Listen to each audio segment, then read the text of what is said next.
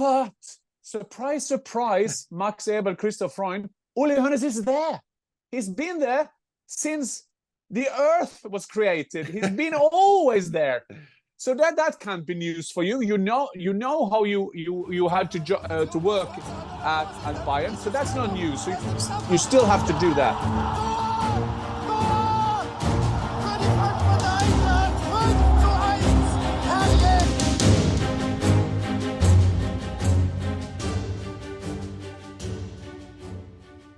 Hi, and welcome to the German Fußball podcast. I'm your host, Markus, and as always, joined by Jan Fjörtoft. It's the end of the Bundesliga season. It's the end of the Premier League season. And Dad, you have been busy this weekend. We have been following the Bundesliga, of course, but we've seen you pitch side at City as they sadly, Dad, I must say, clinched the title. But yeah, it looked fantastic, Dad. You were there. You obviously interviewed with Erling Haaland, Pep Guardiola, Oscar Bob, Noel Gallagher. It was quite an eventful weekend for you. Can you give us a little taste as to how it was? I just give you a taste for how we've been in Norwegian, because on Friday we had a day off. We have our national day, the Constitution Day, 17. Mai, the 17th of May. On Saturday, early morning, I had to go to England. No punishment, but I went early, direct flight. And the reason that was good timing is that I had a chance to follow all Bundesliga games, which was a bit nerve-wracking because, as you know, I loved Darmstadt being a small city or a small club in the Bundesliga, but after losing 6-0 to Hoffenheim, is not any charm anymore. So Frankfurt could lose their sixth position. And Hoffenheim beating Bayern, we'll talk more about that. But then, wow, Eintracht Frankfurt managed a 2-2 against Leipzig. That was a very tight game. So I must admit, I followed that game most closely. And then on Sunday, Markus, you went to Arsenal. I sent you to Arsenal. Yes. I sent myself. I was sent by Viaplay to Manchester City, but we didn't know who will be the champion. Of course, City be the favorite because they only had to beat West Ham, and Arsenal got to beat Everton. But also, Markus, you went for Viaplay. Your first job for Viaplay. You went and did an interview with our friend Martin Ødegaard. How was that? No, it was brilliant. It was somewhat symbolic and fitting that here I was in London for 17th of May, and I got to interview the Norwegian captain. And as you know, that and I think it's become widespread, the respect and admiration people have for Martin Ødegaard as one of the best midfielders in the league, my player of the year in the Premier League, and being such a good lad that he is. And so I got 10 minutes with him there at Arsenal. And so that was my taste of Norway, I guess, on the 17th of May. And then obviously on Sunday, I was there and I went to Finsbury Park and of any Arsenal listeners here, I went to the 12 Pines, which is the pub that you go to. I wanted to feel the energy, and there was optimism brewing and the weather was nice. And you get to the game and you felt it. And then City score within 1.5 minutes. And it was a bit of an emotional roller coaster for the crowd, but it's really special to be a part of, commemorating the Invincibles, 20 years to the day, not to the day, but 20 years since the Arsenal Invincibles, and how fitting it was that the day before Leverkusen became Invincibles as well. But I just want to say, Markus, before we start with Leverkusen, yes, the Invincibles, and yes, first of all, we have to congratulate Arsenal with a fantastic season. The last weeks I've been so impressed because I've followed the game live. I've been by Arsenal. I've been looking at Manchester City, and they had no chance that there could be none. They couldn't lose anything. And I was at Tottenham Hotspur Stadium, Son all on his own, Ortega, fantastic save, and so on. And I guess Son will live forever in the minds of Arsenal. But wow, Markus, I've said it before, I will say it again. I was an okay player. I was not a world-class player. But when I see these world-class players going out there, great teams, they're just winning. They win 2-0 at Tottenham. Okay, Son could have done it, but they still did it. Arsenal, not his best game at Old Trafford, but just keep on winning. It's so impressive, this ability these two teams have had. And I think, Markus, it's early now to make prediction for next year. I think it will be as tight next year. I think Manchester City will be better. I think that Arsenal will be better. And it's just amazing to follow them. And talking about player of the year, Phil Foden. Gareth Southgate, I have a message for you. You have to play him in a 10th position. You just have to find a way. I know that your midfield you will have Declan Rice as a 6, and you will have Foden, and Bellingham can play whatever you want. So he can also play as a 8 or a 10. I know that. But don't hide him out on one of the sides, because Phil Foden, it's on fire. And what they did, Marcus, at the 1 minute and 15, was it? He took the ball, and the goal was Arjen Robben. It was just, I remember I asked him about Arjen Robben once. Of course he knew about him. Coming inside, doing that fantastic shot, then doing another goal. A great, great lad. And it was a great celebration at Manchester City. But I will say, before we start with Leverkusen, Marcus, how tight it was. Because in a moment, because I always said that there's going to be drama. At 2-0, 2-0 City, everything is gone. It's Laola celebration at Etihad. Then a fantastic goal by West Ham. Arsenal make the equalizer. Oh, you should have heard it. You should have heard the stadium. Yeah, exactly. It was magic in the stadium, Marcus. Yeah. It was magic in the stadium. And I just looked around. It's 2 goals. How quickly is 2 goals? Okay, we come out for second half, still knowing that West Ham got so many players going forward who can do it. Then Rodri made a goal. Yes, the goalkeeper was a bit covered by his defenders, but still 3-1, and you felt everything was okay. But then Arsenal made it 2-1, the 2-1. Then there was the goal not given at Etihad. I was sitting down at the sideline because we had to prepare for the live straight after the game. So I didn't see it was a handball. This was in the 87th minute. And everybody thought, wow, it's 3-2. What do you then need, Marcus? And I know there was a controversy because Oliver had a look at VAR and he overturned VAR, which is right, because it's a referee who is the boss on the pitch, not VAR. It'd been with 3-2, and it was 7 or 8 minutes to play at Etihad. Can you imagine, Marcus, how close that is? If then this comes 3-2, 1 corner, and the whole thing. But at the end of the day, Manchester City did what they were there to do, winning the game, and I was able to do the same thing that I did last year. I was standing exactly on the same spot. I had exactly the same guests as last year. Alfie Haaland, my former teammate, but also known as the dad of Erling Haaland. I got Oscar Bob, who had won a trophy, had enough games. I spoke to Pep about Oscar Bob, and he said, thank God for his goal at Newcastle, which is now at the end of the season so decisive, isn't it? Yeah. And Erling Haaland, of course, coming there with all these Norwegian flags in and around it. So it was a great day for Manchester City. I feel sorry for Arsenal because they had a great, great season, as we have been feeling sorry for Liverpool when they have had 97 or 98 whatever, and still be second. Pep 4 in a row. It's amazing. It's amazing. Yes, I think Manchester City would like to get these 115 charges out of the way somehow. I think the whole football world need to see that be sorted. But take nothing away from Manchester City, what they did in 2012 or what they did with any wages of Mancini. I think that's just one of the charges against them. And I don't know enough about them because that is for others to decide. But take nothing away from Pep Guardiola. Take nothing away from that team. When they had to, they're just winning. So congratulations, Marcus. And that was a long bridge to your Leverkusen to start. Yeah, well, we can speak Leverkusen, but we can also... We have a few things that we want to discuss. I mean, we have covered extensively that the Bayern search as well. Without avoiding to repeat ourselves, I guess, where we have to. We have to because it's so bizarre. To some extent. People won't believe us. But the thing is, I saw we also came across something. And you guys don't know who was going to be Bayern manager or whatnot.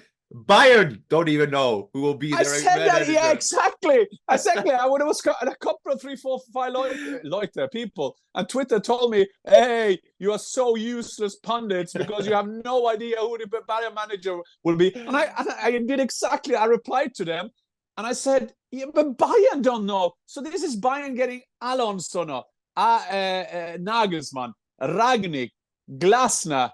Who was the last one? You can come out of counting here. Tuchel. And then it was talking about De Serbi. De Serbi, my friend, he was. I'm not saying he got fired at Brighton, but let's put it this way: Brighton is happy he's leaving. Believe me, he's an intense coach. I'm not saying good or bad. He's an intense coach, and he wanted to come over with his coaching assistant. And now, just to highlight this, now they look for a copy of Alonso. So where do they go? Who are you going to call Ghostbusters? They will go to Kompany, Vincent Kompany. And I will say, Markus, I'm a big fan of his. One of the best players around, one of the best leaders around, one of the most polite guys around. Did a fantastic job after Sean Dyche to change the system at Burnley, turn him into a playing team, get promoted. But Markus, this year, he's been so naive with the way he's playing at Burnley. Started with a wrong goalkeeper in Trafford, never had that presence that you needed.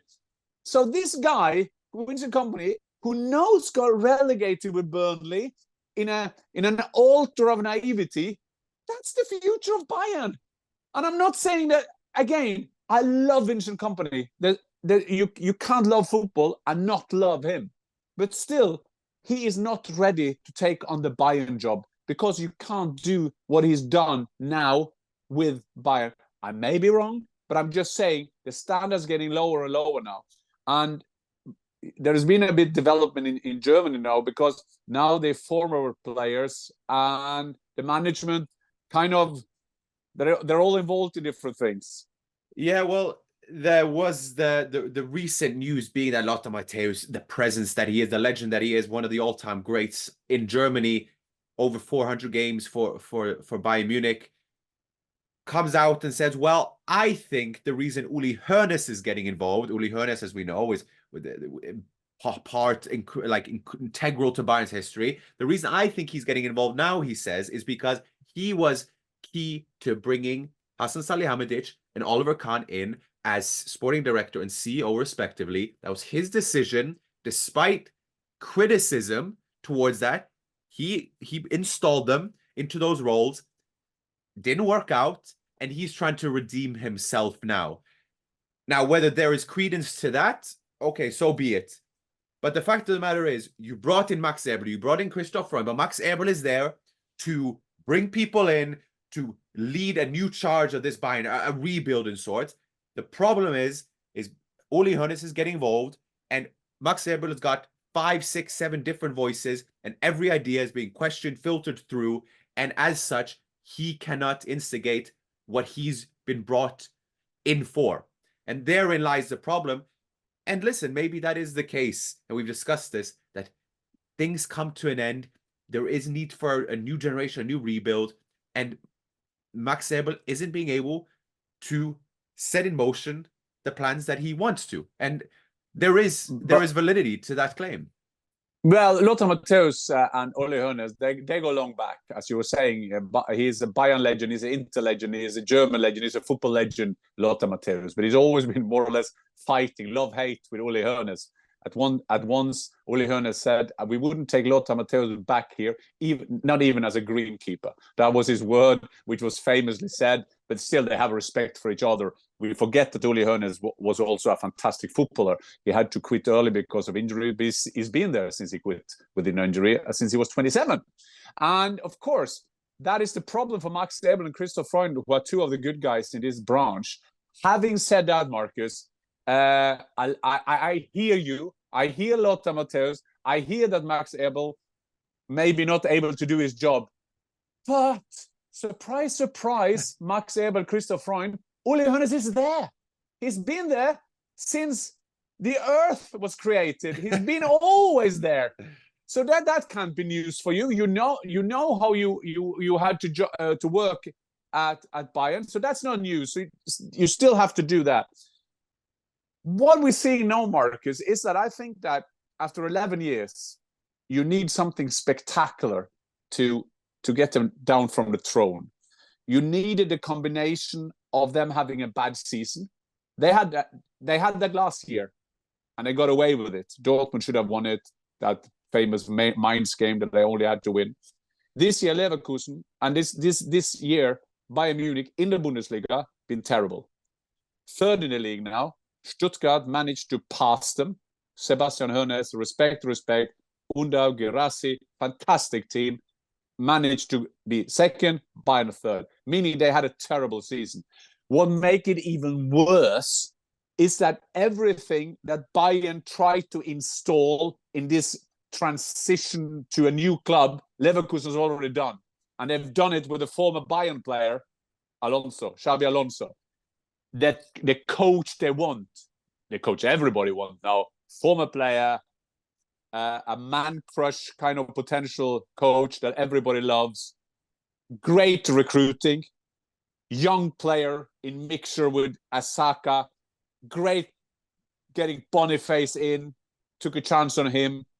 Hoffman, it was not a cue to get him either for Gladbach, got him in. So that make it even worse for Bayern because they see now that a team is doing so well in everything they wanted to do well. Because Bayern, I love Bayern. I've always loved Bayern in the terms of how they run their club.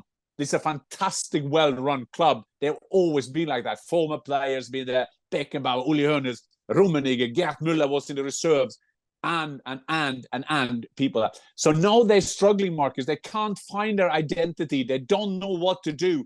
And there is no chance that they will find their identity till they find a general. And when you've done 5, Marcus, imagine being the 6th choice. That is point 1. Imagine being the 6th choice, not winning football games. But still, if you get the 6th choice in and you start winning games, then there's no problem. This period will be forgotten. But the fundament, and you were alluding to it, is that a right English word? Alluding to it, there are so many who wants to decide from we talked about it with Dresden, Heiner, Hoeneß, Rummenigge, Freund, Eberl, and the media, and the spies, and the moles that they have inside there. It's very difficult situation for Bayern. We do this on a Tuesday night, is it? Yeah, Tuesday night.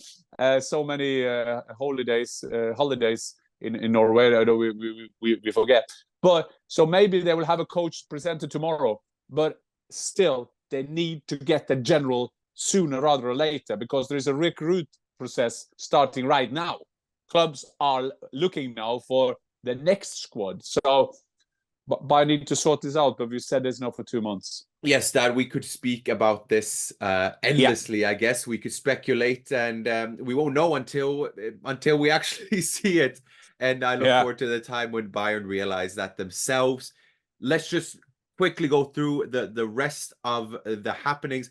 Leverkusen obviously go unbeaten, incredible. They end the season 90 points, 1 point behind the Bundesliga record from the 2012-2013 season when Bayern had 91 points. But the first Bundesliga team in history to go unbeaten, scored in 33 of the 34 games, a record low of 24 goals conceded, an Andrich back heel.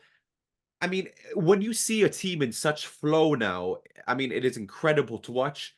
And we talk on the Tuesday evening. Tomorrow they're playing the Europa League final, and then they got the cup final at the weekend. It could be a treble. It could be one of the greatest seasons ever. Incredible. Yeah, you can be there. Yeah, no, but you're right. It's the same when I asked Pep about Erling, and Pep just did like this. And I said, thank you. That was the best answer you can give. And I think that is with Leverkusen as well. Unbelievable how his rotation has succeeded.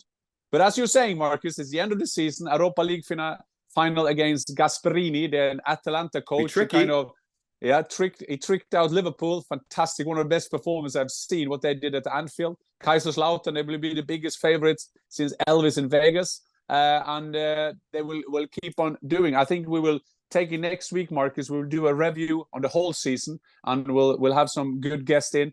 So we'll do the details there. But Leverkusen, just respect, and the way he's rotated his player, the way every player has responded when getting the nod from Alonso. It's going to be exciting now to see which team we will play in the final, which team we will then think going to play in the weekend against Kaiserslautern, who is what do you call it? He's a challenger, a small challenger for them. Everything to win. That is either a 5-0 game or a offside goal at the end. But yeah, fantastic, Marcus. But So we'll take more Leverkusen in the next episode, and we will also thank for all the response we've got from you guys. Give us inspiration, give us knowledge. At our YouTube channel, you can go in and, of course, like us or ask for questions. Please follow us, because that is also very inspiring. We have to admit, building up a small community there. So we love that. We have a great progress also that term, Markus. But we'll finish off with I'm more or less an expert on relegation battles. And again, they delivered, didn't they, in Germany? Oh, fantastic. And we went into it, we had Köln with an outside chance, very outside chance, but had to win against Heidenheim away. We had Mainz playing. We had Union Berlin. We had Bochum. Bochum was the highest placed teams, who was technically the safest. And we know this, Mr. Relegation expert, would say. But as it turned out, Mainz, probably the team in most form, won convincingly. Bo Henriksen done an incredible job there. And then you had Köln, who just didn't even offer a battle, lost 4-1 to Heidenheim.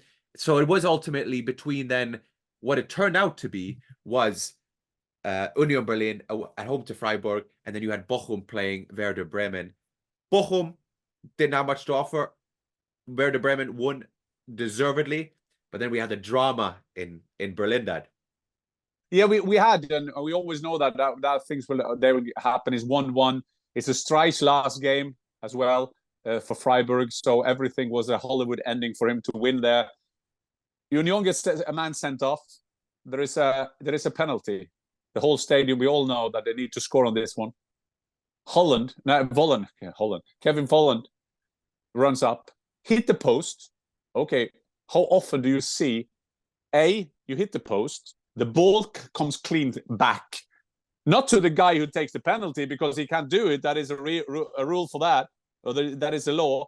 And then Haberer comes up and do 2-1. I mean, talking about hero. Union Berlin saved themselves.